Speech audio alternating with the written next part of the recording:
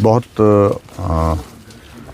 दुखद घटना ये है और अजीब तरह की घटना घटित हुई है। और एक जो महिला जिसके ऊपर एक लड़के ने बता रहे हैं कि भी जो वार किए हैं गर्दन में, सिर में, उसके पश्चात जो है वो उपचाराधीन थी पीजीआई में, लेकिन उसके बाद सर्वाइव नहीं कर पाई, उनकी दुखद मृत्यु हुई।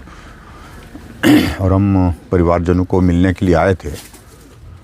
और सबसे बड़ी पीड़ा का विषय है कि परिवार में एक बेटा जो है बेटा जो है वो भी बहुत ज़्यादा अभी उम्र में भी छोटा है, लेकिन दिव्यांग है साथ में।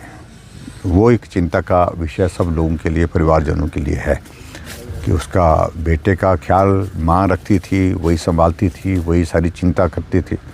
अब आगे आने वाले समय में किस प्रकार से उस बेटे का पालन पोषण हो पाएगा, ये भी एक बहुत बड़ी चिंता का विषय है।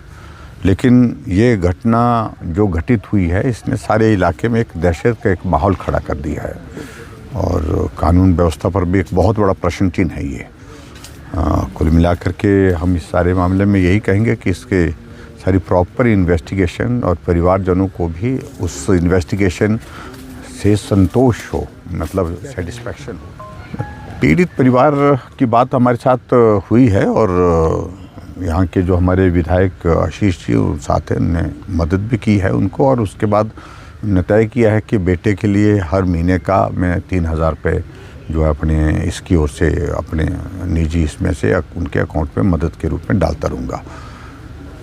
लेकिन इसके अलावा और जो चीज़ें, जो कानूनी पक्ष है इसका, उन सारी चीज़ों पे मुख्यमंत्री को खुद संज्ञान लेकर के जो आवश्यक कार्यवाही बनती है उन सारी चीज़ों को लेकर काम करना चाहिए।